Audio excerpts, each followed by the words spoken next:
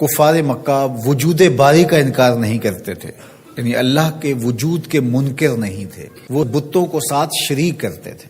وہ کہتے تھے کہ اللہ موجود ہے، کار ساز حقیقی ہے، لیکن یہ بت بھی اس کے ساتھ کاموں میں شریک ہیں، اس وجہ سے وہ مشرک ہوئے۔ اس کی ذات میں یا اس کی صفات میں کسی کو شریک مانا جائے تو بندہ مشرک ہو جاتا ہے، کافر ہو جاتا ہے۔ دوسرا، وہ رسالت کے منکر نہیں تھے، نفس رسالت کے، کہ رسول نہیں ہوا کرتے۔ وہ کہتے رسول ہوا کرتے ہیں، آیا کرتے ہیں، ماضی میں بھی آئے ہیں، اب بھی آ سکتے ہیں، لیکن آپ نہیں ہو۔ تو رسالت کے منکر نہیں تھے، انتساب کے منکر تھے۔ اور تیسری بات، عقیدہ آخرت، اس کا وہ سرے سے انکار کرتے تھے۔ وہ کہتے تھے یہ تو ہو ہی نہیں سکتا کہ جب ہم مر جائیں، مٹی میں مل جائیں تو دوبارہ اٹھائے جائیں۔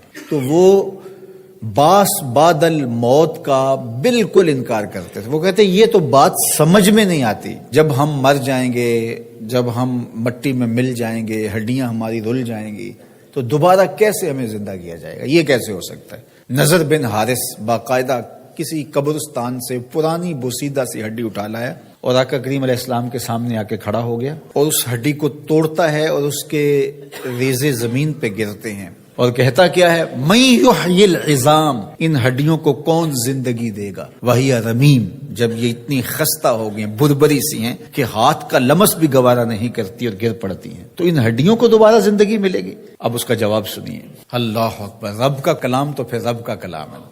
کل، اے محبوب فرما دیجئے، یحییھا الذی انشأھا اول مرہ وہو بکل خلق علیم، جب یہ ہڈیاں نہیں تھیں، اب تو ہڈیاں ہیں، اب تو میٹیریل موجود ہے، بکھر گیا ہے، ٹوٹ گیا ہے، جب یہ ہڈیاں بھی نہیں تھیں، اس وقت جس رب نے انسان کو بنایا تھا وہ ہڈیوں کو جوڑ کے بھی بنا لے گا۔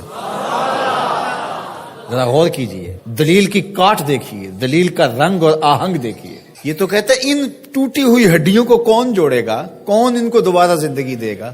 یہ سوال وہ پوچھ رہا ہے، وَضَرَبَ لَنَا مَثَلًا، مثالیں کہاوتیں وہ بنا رہا ہے، وَنَسِیَ خَلْقَ، جو اپنی تخلیق کو بھولا ہوا ہے، جس کو یہ یاد ہی نہیں ہے کہ میں کون ہوں۔ ننھی بوند سے میری تخلیق ہوئی اور پھر ہڈیاں بھی بنی، گوشت بھی چڑھا، اور پھر جو ہے وہ روح بھی پھونکی گئی۔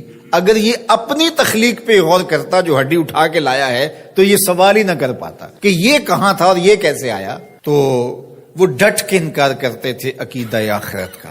تو یہ شروع سے رہا ہے، لوگ عقیدہ آخرت کا انکار کرتے ہیں، آج بھی بہت سارے لوگ عقیدتاً آخرت کا انکار کرتے ہیں، عملاً اور رویتاً بہت سارے لوگ انکار کرتے ہیں۔ جو آخرت کو فراموش کر بیٹھتا ہے اور دنیا کو ہی سب کچھ سمجھتا ہے اور آخرت کی بالکل تیاری نہیں کرتا، وہ بھی آخرت کو فراموش کیے ہوئے ہے۔ اللہ اکبر۔ تو اللہ تعالیٰ جل شانہ نے اپنے پیغمبر کے ذریعے سے اس تیقن کو کس طرح لوگوں کے سامنے پیش کیا۔ جب ابراہیم علیہ السلام نے کہا، رب ارنی کیف تحیی الموتى، مالک میں دیکھنا چاہتا ہوں کہ تو مردوں کو زندہ کیسے کرتا ہے۔ قال اولم تؤمن، کہا کہ تجھے یقین نہیں؟ قال بلا، مالک کیوں نہیں؟ ولکن لیطمئن قلبی، لیکن میں چاہتا ہوں کہ دل میں اطمینان اور زیادہ پیدا ہو جائے، یقین کی اور پختگی نصیب ہو جائے۔ قال فخذ اربعۃ من الطیر، کہا 4 پرندے پکڑ لو، فصرہن الیک، اور ان کو اپنے ساتھ مانوس کر لو، پھر ان کو ذبح کرو، ٹکڑے کرو، گوشت بناؤ، قیمہ کرو، اور مکس کر کے مختلف پہاڑوں پہ ڈال دو۔ کہا اب ایک ایک کر کے جانور کو پکارتے جاؤ، یاتینک سعیا، آپ دیکھیں گے دوڑتے ہوئے تمہارے پاس آئیں گے۔